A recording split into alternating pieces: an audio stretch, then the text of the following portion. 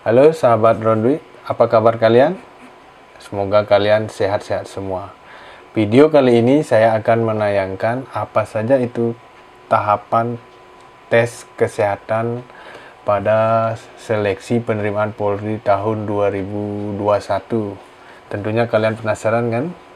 Di video kali ini saya akan menayangkan narasumber pembina Dr. Ketut Sukedani dari Kaur Kesmapta Bidokes Polda Bali. Bagaimana penjelasan beliau? Jangan sampai kelewatan. Cekidot.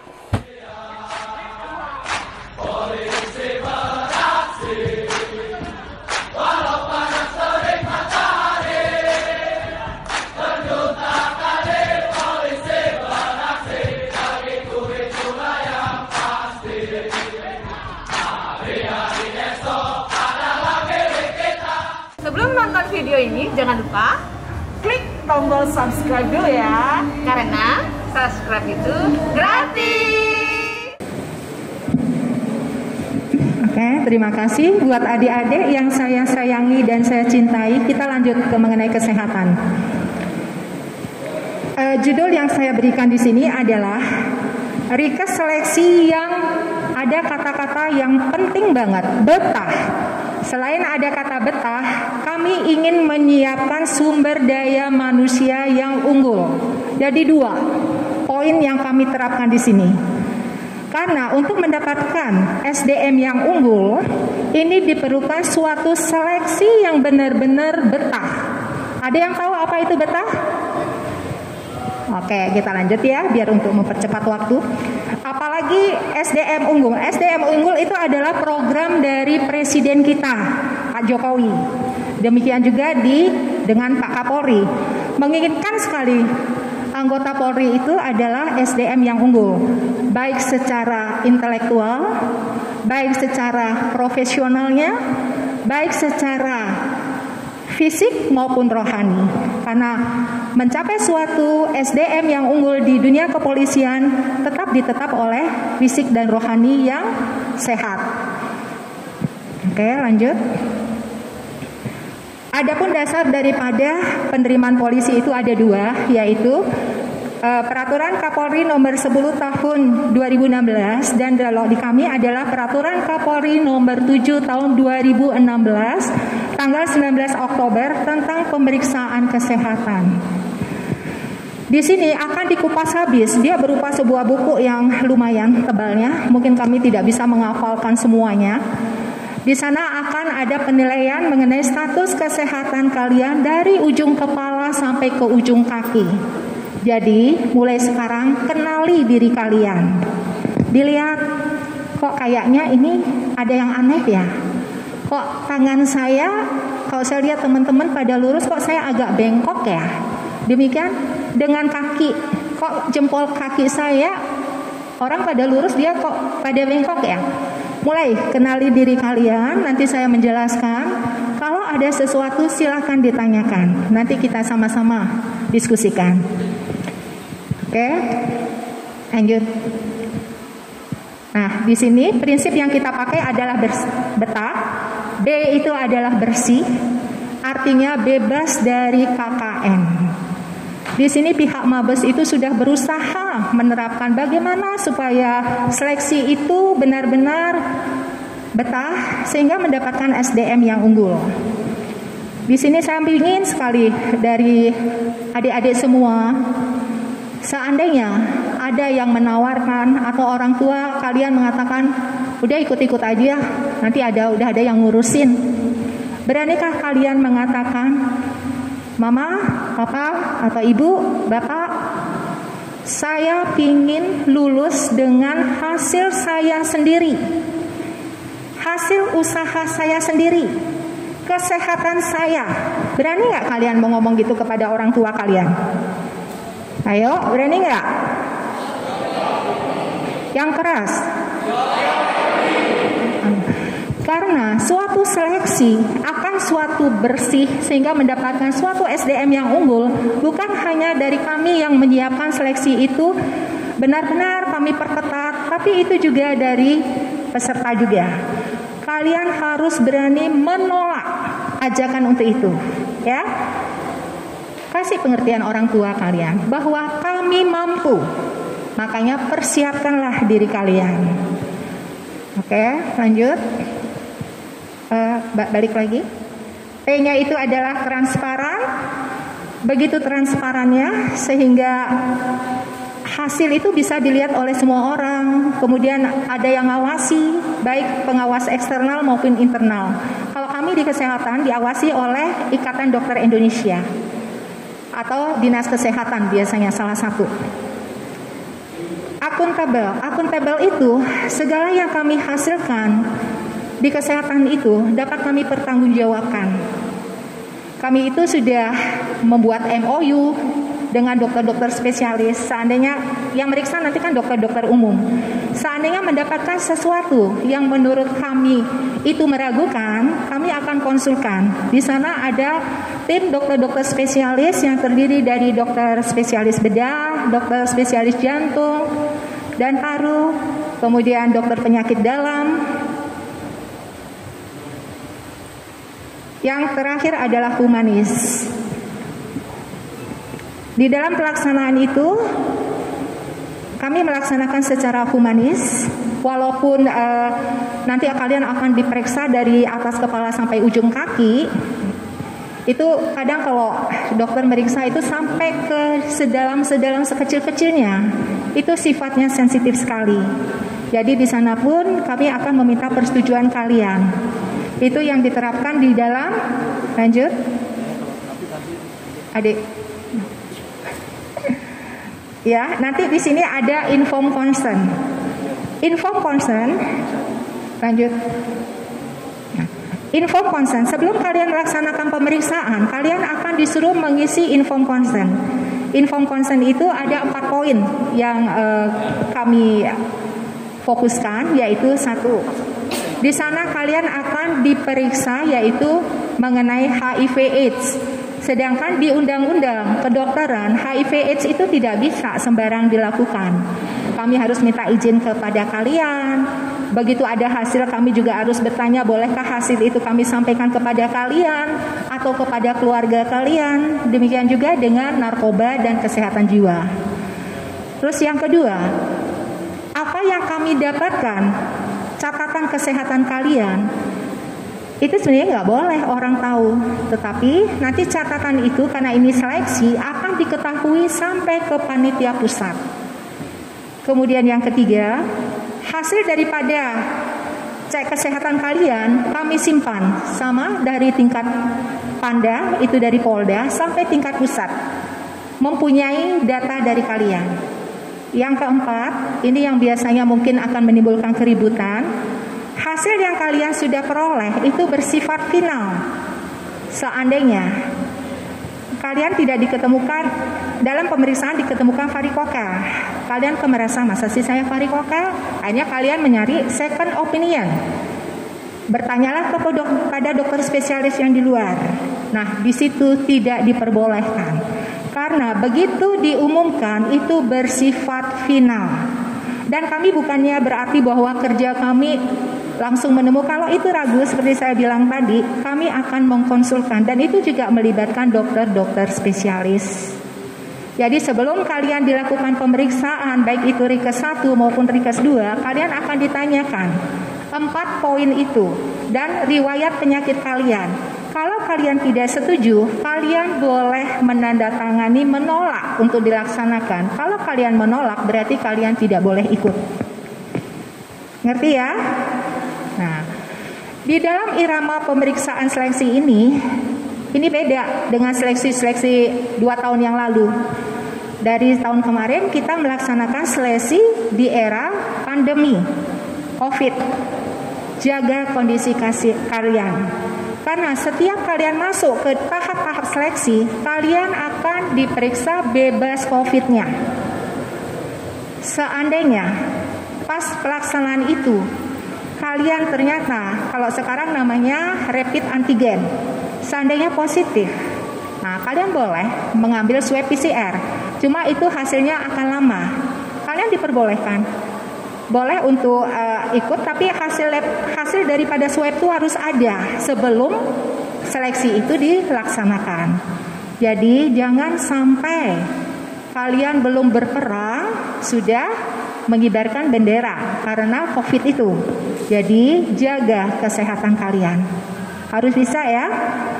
Jadi sebenarnya COVID itu tidak masalah kalau kalian bisa menjaga daya tahan tubuh kalian dengan istirahat yang cukup, makanan yang bergizi, olahraga. Karena obatnya ada pada diri kalian, imunitas kalian. Itu nilai plus dalam penerimaan seleksi lagi satu. Karena banyak yang mau ikut tes ternyata positif, akhirnya nggak bisa lanjut. Oke. Lanjut. Lanjut. Coba balik ke depan. Lagi.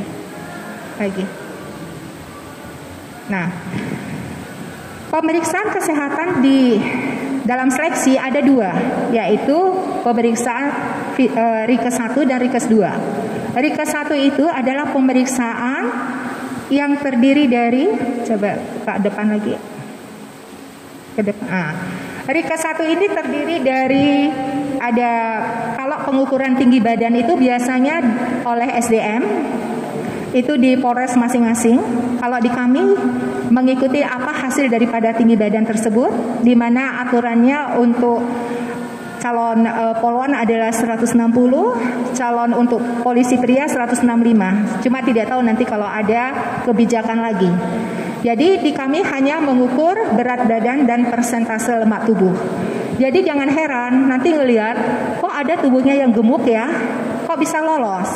Ternyata setelah dia diperiksa persentase lemak tubuhnya, dia termasuk dalam kriteria bisa stakes 1, stakes 2 atau stakes 3.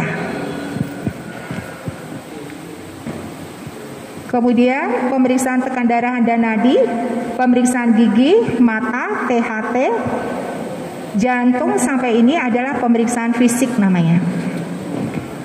Oke, lanjut. Di dalam pemeriksaan itu kami memakai coding. Nanti kalian akan dikasih kertas yang berwarna merah, kuning, biru, putih. Tulislah coding kalian sejelas-jelasnya supaya tidak ada kesalahan, dan paraf kalau udah selesai pemeriksaan. Jadi kami nggak tahu, kalau ada yang bilang bahwa bisa membantu, sulit sekali. Karena apa? Ini siapa? Kami nggak tahu. Dan setiap seleksi punya coding berbeda-beda. Dan di kesehatan dia memakai sistem ban berjalan. Itu ada meja-meja sesuai dengan item-item pemeriksaan. Begitu kalian selesai di pemeriksaan berat badan, kalian pindah ke THT, kalian pindah ke gigi, itu kayak ban berjalan. Ban berjalan tuh nggak mungkin mundur. Jadi begitu selesai, berapa saat setelah selesai pemeriksaan, ada pendalaman juga nggak banyak, cuma beberapa orang, langsung diumumkan lulus tidak lulus. Kalau dulu mungkin dikumpulkan, nanti pendalaman punya acara tersendiri. Sekarang tidak, dia sistem ban berjalan. Ada temannya yang belum dites, kalian sudah tahu nilai kalian boleh lanjut atau tidak. Di dalam penilaian itu ada nilai status kesehatan 1, 2, 3, dan 4. Status kesehatan 1 itu artinya normal, tidak ada kelainan. 2 artinya mempunyai kelainan derajat ringan. 3 itu mempunyai kelainan derajat sedang, sedangkan 4 itu kelainan derajat berat. Kami di kesehatan tidak memiliki persentase di dalam penilaian seleksi ini.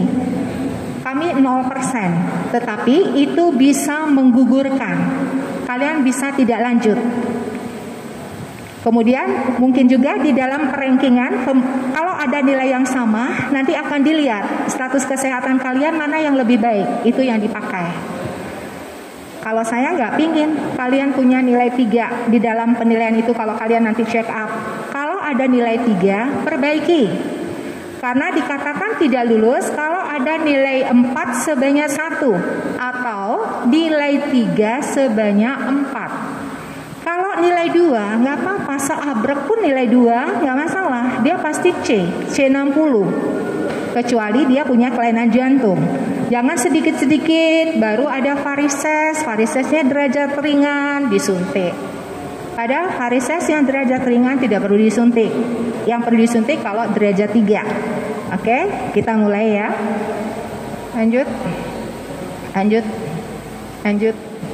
Nah, sini pengukuran tinggi badan, berat badan. Di sini perbedaan. Panitia mempergunakan APD lengkap, kalian juga mempergunakan masker, menggunakan face shield. Lanjut. Mengenai tekanan darah dan nadi. Kadang kalian setelah check up, tekanan darah kalian normal. Tekanan darah tidak bisa dikatakan bahwa nanti pasti akan normal juga. Itu tergantung kesiapan kalian. Jadi kalau bisa pada waktu dicek tensi, anggap itu yang ngecek itu kayak teman-teman kalian, keluarga kalian. Mau nyanyi dalam hati boleh. Buat diri kalian setenang mungkin. Dan jangan berpikir, karena sering saya lihat, dok tensi saya sekarang berapa ya dok tensi itu yang membuat kalian nanti jadi cemas atau nervous. Akhirnya naik tensinya, nadinya juga naik. Di tensi kami melaksanakan tensi memakai 2 alat, yaitu tensi digital dan tensi air raksa. Kalian akan diberi kesempatan 2 kali menggunakan tensi digital itu kalau didapatkan hasilnya tinggi atau rendah. Seandainya 2 kali masih didapatkan tinggi atau rendah tensi kalian akan dipakai menggunakan tensi air raksa yang dipompa. Masih juga tinggi atau rendah, bagi yang rendah kalian akan disuruh lari. Bagi yang tinggi kalian disuruh tidur 10 menit, nanti baru diulang. Jadi tensi itu ada yang di atas, ada yang di bawah. Itu namanya, kalau yang di atas namanya sistolik, yang di bawah namanya diastolik. Sistolik yang nilainya 110 sampai 120, itu yang normal. Kalau diastolik 70 sampai 80. Sedangkan nadi 60 sampai 100, itu nilai yang normal. Kadang seorang atlet nadinya rendah. Nah, kalau bisa sebelum kalian dicek, kalau merasa punya nadi rendah, boleh jangan duduk, boleh loncat-loncat atau lari. Demikian juga nanti pas fisik kedua, rikes 2, itu ada EKG. Banyak sekali yang jatuh karena EKG, karena nadinya di bawah 50. Jadi sebelum dilaksanakan EKG, yang merasa sering punya nadi rendah, boleh bolak-balik jalan aja atau loncat-loncat supaya nadinya yang normal 60 sampai 100, kalau 50 sampai 60 itu nilainya status 3. Tapi kalau di bawah 50 langsung gugur. Itu dari EKG. Jadi kok kenali mulai diri kalian ya. Lanjut. Gigi ini sebenarnya dokter gigi yang punya wewenang. Cuma ada pesan saya kepada kalian. Bukan berarti karena saya dokter umum, bukan. Sebelum kalian mempermak gigi kalian semua, tolong tanyakan dulu ke dokter umum mengenai kesehatan kalian. Karena banyak saya temukan setelah dipasang kawat gigi, setelah dibuatkan gigi, ternyata dia buta warna. Kasihan. Jadi kalau ternyata nanti dari pemeriksaan bagus, silakan lanjutkan ke dokter gigi. Seandainya itu ada gigi yang lubang, tambal. Seandainya itu akar gigi, dia lebih bagus dicabut daripada dipertahankan. Dan kalau bisa mau dekat-dekat tes, bersihkan gigi kalian. Karang gigi, juga kotoran telinga, atau yang disebut dengan cerumen previous. Lanjut ke THT. Ke THT dulu. Nah, THT ya. THT namanya telinga, hidung, tenggorokan. Apa yang dilihat di telinga? Dokter akan memeriksa telinga kamu memakai alat yang namanya otoskop. Dia berupa sinar. Yang dilihat di sana adalah membran timpani. Membran timpani kalau disinar dia akan mantulkan sinar. Seandainya ada kotoran telinga, ya dokter nggak lihat, gelap karena ketutup sama kotoran telinga kamu. Jadi bersihkan kotoran telinga kalian, karena kalau cerumen propius, itu kalau kotoran telinga namanya cerumen propius, nilainya langsung 4, langsung tidak lulus. Padahal kalau mau diambil aja cerumennya lolos sebenarnya. Cuma jangan bilang saya udah bersihin kotoran telinga dok, tapi sendiri bersihnya pakai cotton bud. Kalau sendiri belum tentu bisa mencapai kotoran telinga yang sebelah dalam. Berilah kepada dokter spesialis THT atau poliklinik THT. Perawatnya juga pinter-pinter di sana untuk membersihkan telinga. Jadi bersihkan telinga kalian, bersihkan karang gigi kalian sebelum kalian melaksanakan tes. Diingat ya. Oke. Kemudian di hidung. Hidung itu biasanya dilihat kalau ada polip. Sedangkan di tenggorokan yang lebih dominan adalah tonsil atau amandel kalau orang awam bilang. Sebenarnya amandel itu dia itu sebenarnya merupakan satpam kita, nggak perlu diangkat pun nggak apa-apa. Semua orang punya amandel, tonsil, cuma derajat besarnya dia di T1. Jadi amandel itu dokter ada yang ngerti itu ada derajat T1, T2, T3, T4. Yang mana diperbolehkan, yang mana harus dioperasi. Nah, kalau dalam pemeriksaan, kalau dia T1, dia aktif, itu masih diperbolehkan. Kalau dia T1 tenang, dia nilainya stakes 1. Tapi kalau dia T1 aktif, dia nilainya stakes 2. Tapi kalau dia membesar jadi T2, T2 tenang masih diperbolehkan. Dia nilainya stakes 2. Tapi kalau dia aktif langsung 4. Nah, sering nih yang kalau amandelnya agak membesar dikit di T2, gambling dia. Di sana itu boleh diangkat, boleh tidak. Kenapa harus diangkat? Karena umpamanya gini. Dia membesar, tapi kalian makannya ngawur. Makan yang manis-manis, makan yang soda-soda, akhirnya infeksi. Dokter itu akan melihat warna daripada amandel kalian warnanya merah, atau di sana ada titik putih-putih yang namanya detritus. Itu adalah kesan bahwa itu aktif. Jadi kalau kalian pingin umpamanya amandel kalian T2 tapi tidak dioperasi, boleh. Kalau kita mau nyari masa depan, me-brater. Atur makannya mulai sekarang.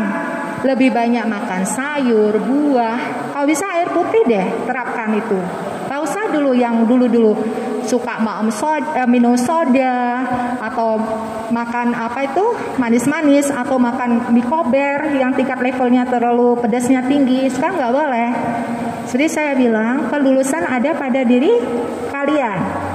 Nah, kalau T3 baik tenang atau aktif dia masuk ke stakes 4, langsung tidak lulus. Jadi kalau T2 boleh diangkat, boleh enggak. Kalau tidak mau diangkat, perilaku hidup yang sehat. Ngerti ya? Demikian juga dengan ambeien. Sering tuh, padahal dia sudah lolos, di supervisi dia kena. Karena apa? Ambeien yang diperbolehkan adalah sampai 1 cm. Dia setengah senti ambeiennya, tapi aktif, warnanya merah. Mungkin sebelum tes dia makannya pedas-pedas.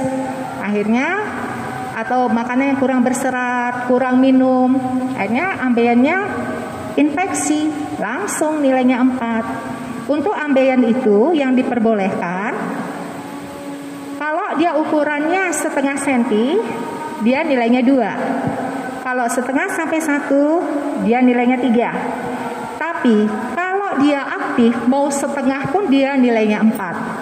Atau lebih dari 1, nilainya 4. Atau multiple. Ada yang punya ambeiennya double. Nah, itu namanya multiple atau ganda. Itu langsung 4. Lanjut.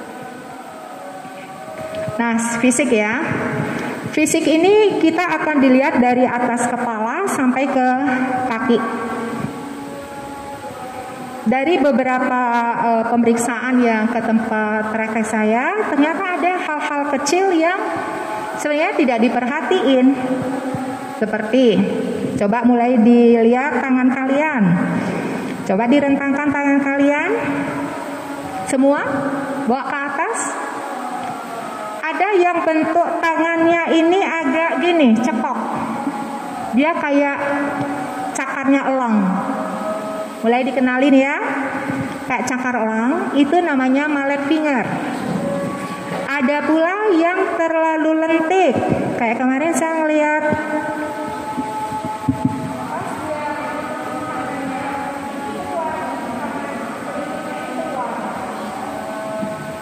juga namanya, dia katanya dari lahir.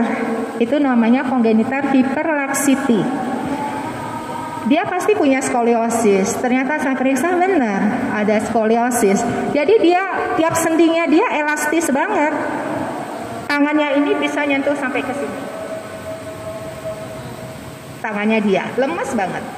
Ya, mulai diperhatikan dari kepala sampai ke ujung kaki. Di kepala yang diperhatikan adalah biasanya dokter ngelihat ini. Ada nggak bekas-bekas kamu pernah dibelah nih kepala kamu? Itu yang namanya trepanasi. Kalau cuma luka-luka robek sedikit sebenarnya enggak. Yang dicari itu kadang kan diperiksa bu kepala kalian dipegang-pegang ada bekas luka enggak.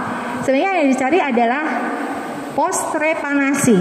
Ini ada dari ujung telinga sampai ke ujung telinga ini ada gambaran garis. Ya. Kemudian di THT yang dicari yaitu membran timpani yang tadi. Kemudian bahu banyak karena kalian sikap berdiri kalian yang seenaknya, kadang membawa tas juga di kanan-kanan terus, akhirnya bahunya miring.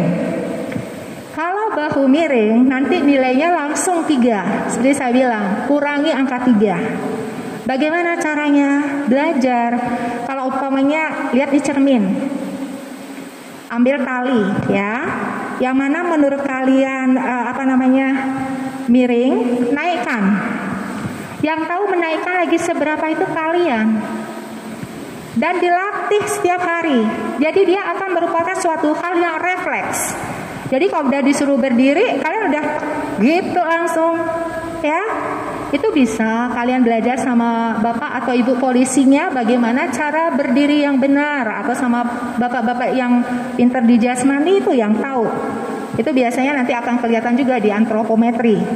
Kalau di kami, bahu miring itu langsung nilainya 3. Setelah ada bahu miring, ada skoliosis, tulang punggung yang bengkok, itu langsung nilainya 4.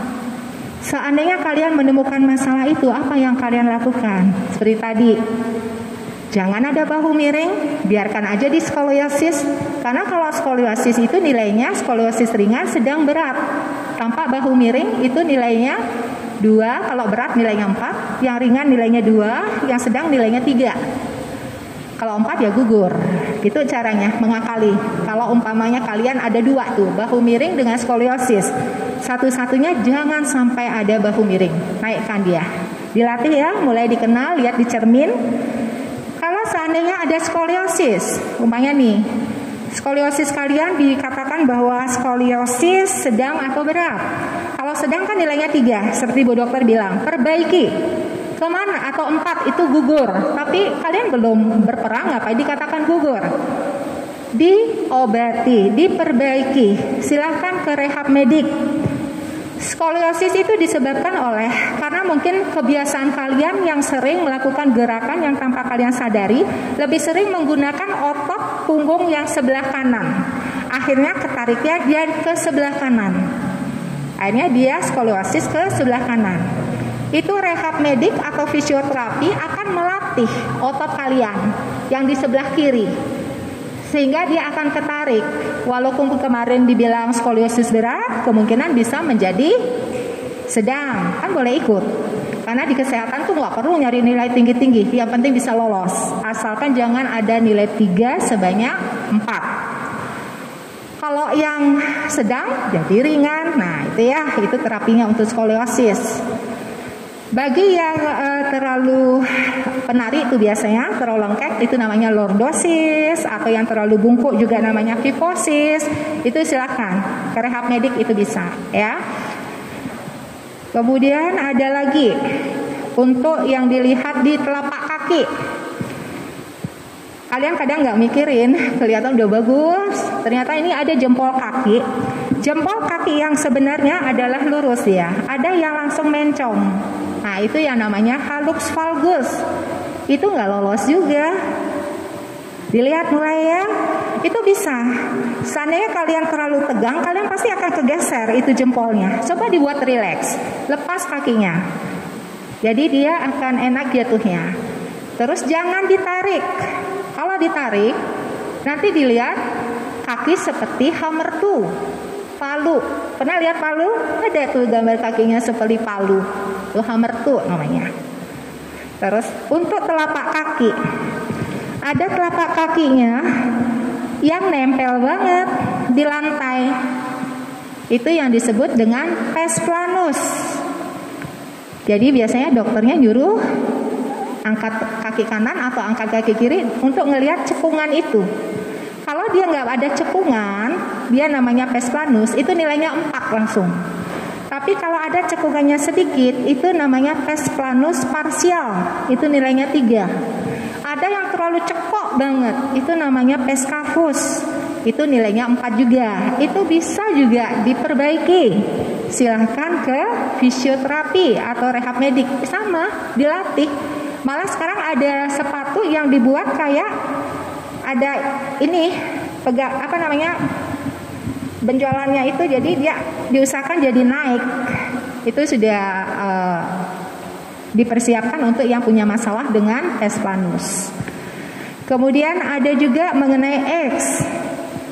X berapakah yang diperbolehkan? X yang diperbolehkan kalau 5 cm, kalau lebih dari 5 cm gugur.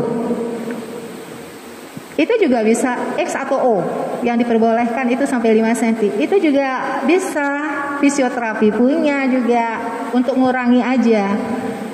Enggak berarti bahwa pasti akan bagus, enggak, ya. Kemudian ada pula yang menanyakan nih, varises. Seperti saya bilang, kapan dikatakan bahwa itu varises ringan? Kapan dikatakan itu varises sedang? Kapan dikatakan varises berat? Nanti kalian akan disuruh dinjit, boleh orang tua atau kakak keluarga suruh ngeliat. Yang disebut dengan varises ringan adalah pembuluh darah yang menonjol dan melebar. Tapi lembomisi mekelok, berkelok-kelok, itu sudah derajatnya sedang, itu nilainya 3. Tapi yang lebih parah nilainya 4. Seperti saya bilang, kalau nilai 2 nggak usah disuntik, dikit-dikit disuntik nggak usah, ya. Itu untuk varises. Oke. Kalau mengenai mata, ada yang pakai kacamata di sini? Kalau pakai kacamata, ya bisa juga, kalau minusnya kecil masih bisa ya. Jadi kalau mata itu akan dites yaitu visus. Visus yang benar itu adalah 6/6. 6/6 itu artinya orang normal bisa baca tulisan itu di jarak 6 meter. Kamu pun bisa baca tulisan itu di jarak 6 meter. 6/9 apakah diperbolehkan? 6/12 apakah diperbolehkan? Boleh. 6/12 itu artinya orang sehat membaca tulisan itu di jarak 12 meter. Kamu nggak bisa, kamu harus maju. Akhirnya kamu maju di jarak 6 meter baru bisa. Jangan dikit-dikit baru dikatakan 6/9, 6/12, lasik. Kasihan itu badan kita semua diobras, dioperasi, kasihan. Karena yang dikatakan tidak lulus kalau lebih dari 6/12. 6/15 baru gugur. Demikian juga dengan buta warna. Buta warna itu jangan dipikirin apa yang dilihat, sebutkan. Jadi dia hitungannya 3 detik itu. Itu ada buta warna merah, ada buta warna hijau. Ya, jadi cepatlah kalian menyebutkan angka-angka itu. Cepat juga, nanti dikasih cotton bud, gerak cepat. Semakin kalian cepat, kalian gak akan diulang-ulang sama panitia. Semakin kalian ragu-ragu, lagi bolak-balik, dikerjain tuh sama panitia, dicari. Karena kenapa bukannya dikerjain? Karena panitia punya tanggung jawab. Seandainya buta warna parsial lolos, kita yang digantung. Kenapa bisa lolos? Karena buta warna itu juga benar-benar teliti panitianya. Karena ada yang buta warnanya tipis sekali. Saya 5 tahun ikut tim supervisi dari Mabes. Saya menemukan kasus itu di Padang. Dia hanya buta warnanya cuma 1 angka. Kasihan banget. Kenapa dia bisa lolos? Saya tidak menyalahkan dokter di sana juga. karena memang perlu ketelitian banget, perlu hati-hati. Dan ternyata cuma satu angka dia bisa. Ya, makanya kenapa kalau kalian ragu-ragu, kurang cepat, kalian angka itu karena tanggung jawab panitia. Oke, lanjut. Nah, selesai semua pemeriksaan, kalian akan mendapatkan pendalaman. Seperti saya bilang itu, pendalaman itu begini. Seandainya ketua tim biasanya Pak Kabidokes merasa bahwa itu sebenarnya bukan masalah, jadi akan dipanggil semua dokter-dokter itu. Nanti tim yang menentukan ini layak lulus apa tidak. Ya, itu pendalaman. Nanti langsung deh kalian diumumkan boleh lanjut atau tidak. Lanjut.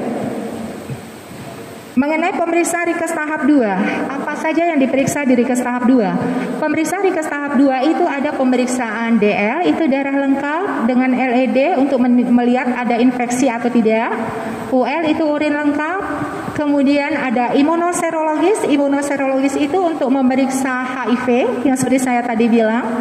Karena pemeriksaan HIV pada polisi apapun seleksi dia bersifat mandatori. Tanpa izin kalian pun boleh. Cuma kami memperkuat lagi dengan menyuruh kalian membuat informed consent itu, menandatanganinya. Kemudian sama pemeriksaan untuk penyakit seksual atau VDRL, itu imunoserologis. Sedangkan kimia darah itu dibedakan antara Akpol, kalau Bintara Aman Tantama sama. Kalau Akpol itu dia lebih lengkap pemeriksaannya. Dia di sana ada gula darah puasa, ada pemeriksaan kolesterol total, HDL, LDL, trigliserida, SGOT, SGPT, bilirubin total, ureum. Kemudian ada ronsen atau thorax foto dan EKG. Dan perlu saya kasih tahu, seandainya kalian disuruh puasa itu dari jam 10 ya. Kalau nggak kuat boleh minum air putih. Kalau menurut saya lebih baik kalian bawa aqua, air putih itu. Bawalah. Itu nggak masalah, boleh. Selain itu supaya kencing kalian tidak terlalu pekat. Karena kasihan, hanya karena ada eritrosit atau leukosit di dalam kencing, padahal itu tidak berbahaya sebenarnya. Tapi gugur karena kencing terlalu pekat kan, kasihan. Jadi silakan, nggak masalah, itu boleh. Yang penting poin-poin yang menyebabkan masalah itu tidak terganggu oleh air itu. Boleh bawa air putih. Terus ada lagi, ini saya berdasarkan pengalaman saya aja. Kemarin kami dapat memeriksa Akpol maupun IPDN yang membawa hasil lab yang sama. Kalau kalian nanti pas Rikes 2 istirahatkan tubuh kalian. Ngerti maksud saya ya? Jangan diforsir. Karena yang akan diperiksa tubuh kalian yang ada di dalam itu, baik itu ototnya, enzimnya, iya itu yang kelihatan dari DLUL, dari thorax foto atau yang lain.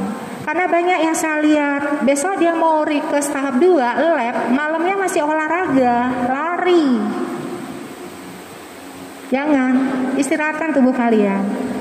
Karena ada kasus SGOT-nya, itu dalam waktu 2 minggu naik 4 kali lipat. Karena tubuh juga kalau dia terlalu dipaksa, dipacu atau dipecuti, SGOT itu adalah enzim pada otot dan pada hati. SGOT-nya meningkat 4 kali lipat. Akhirnya dia tidak lulus karena SGOT. Kasihan. Dan dia bawa ke hasil labnya. Itu dah. Karena kita tidak masih besok cek lab kan, sing ada berpikir saya olahraga. Istirahatkanlah tubuh kalian ya. Dan itu bukan hanya saya temukan di Akpol, itu Akpol ranking 1 lagi. Kasihan banget itu anak. Di IPDN pun juga sama. Saya menemukan kasus itu 2. Jadi besok mau cek lab, istirahat tidur yang baik ya. Dikasih tahu puasa dari jam 10 nggak usah dulu dibuat tubuh itu capek. Oke, lanjut. Nah, di pemeriksaan Rikes tahap 2 ada MMPI. MMPI itu kesehatan jiwa. Di sana ada soal dan ada wawancara. Soal itu bukan pertanyaan yang jumlahnya sebanyak 566 soal. Dia bukan pertanyaan, tapi dia pernyataan. Saya mau tanya, apakah pernyataan itu perlu berpikir? Ayo, siapa jawab yang keras? Angkat tangan. Apakah pernyataan perlu berpikir? Tidak ya. Pernyataan itu spontanitas. MMPI itu adalah cerminan dari diri kalian. Umpamanya apa yang ada di diri kalian, begitulah kalian. Jadi ada di sana 566 soal, dia berupa pernyataan. Ada 3 kunci yang harus kalian pegang. Dia itu spontanitas, jujur, apa adanya. Terapkan itu, pasti bagus hasilnya. Dan jangan dikatakan itu soal. Apa? Pertanyaan, dia pernyataan. Gak usah nyontek temennya, belum tentu. Karena setiap orang punya masing-masing. Masa satu suka bakso, kalian suka bakso juga, belum tentu. Ya. Jadi itu poin-poinnya. Mungkin cukup sekian dari saya. Kalau ada yang mau bertanya, silahkan. Bertanyalah sebanyak-banyaknya. Terima kasih. Ada yang bertanya? Ayo, silahkan.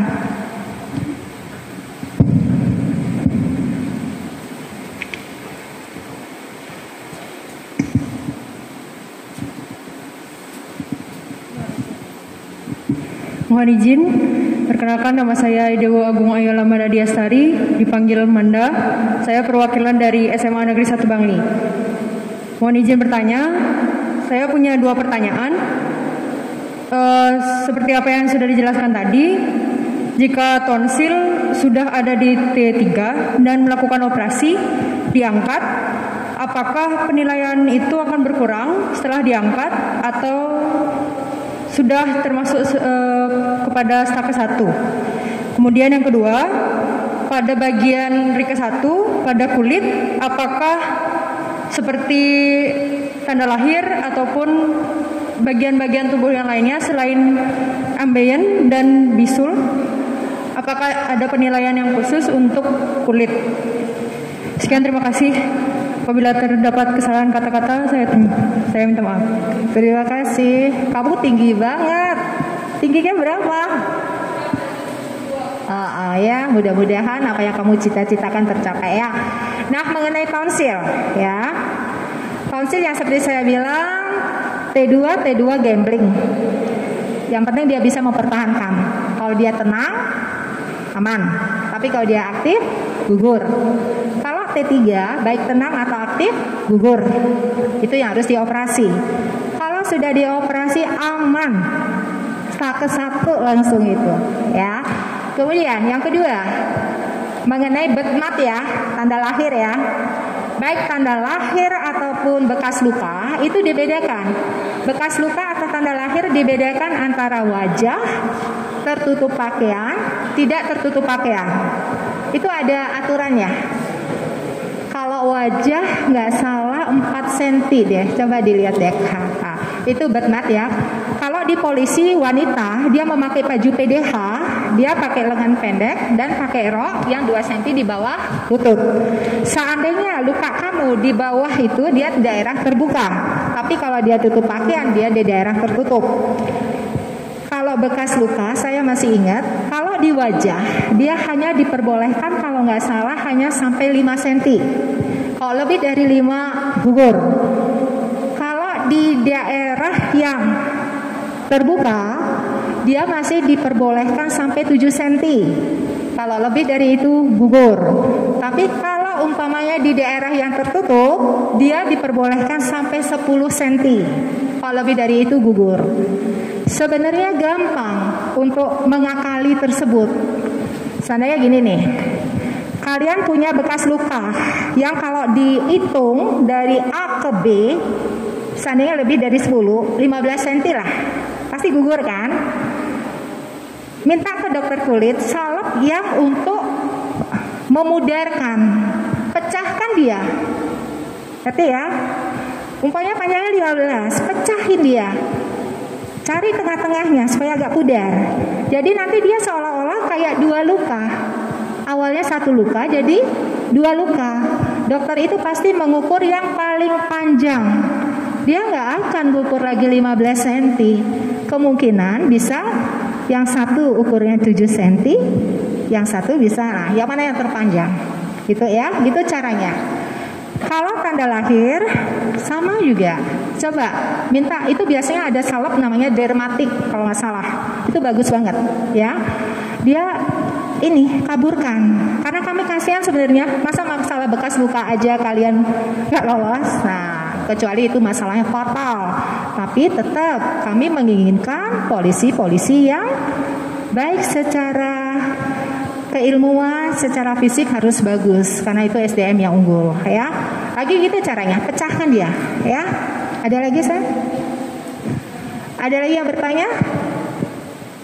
Sudah pas semua apa bingung? Mulai sekarang kenali tubuh kalian ya. Mulai dari lihat cermin, dari ujung kepala ujung kaki.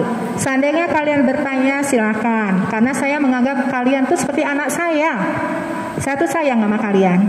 Saya berharap bahwa kalian bisa lulus semua. Seandainya kalian ingin bertanya silakan WA saya, foto apa kelainan kalian. Boleh catat nomor HP saya 081. Siapa tahu dari Bangli mau ke Denpasar jauh ya. 081 24751366. Silakan ya. Silakan bertanya. Mudah-mudahan saya bisa membantu kalian, bukan dalam hal membantu kutip. Tidak. Saya ingin mendapatkan orang-orang yang memang lolos atas kemampuannya dia sendiri. Bukan ada yang tanda-tanda kutip. Oke? Terima kasih. Terima kasih.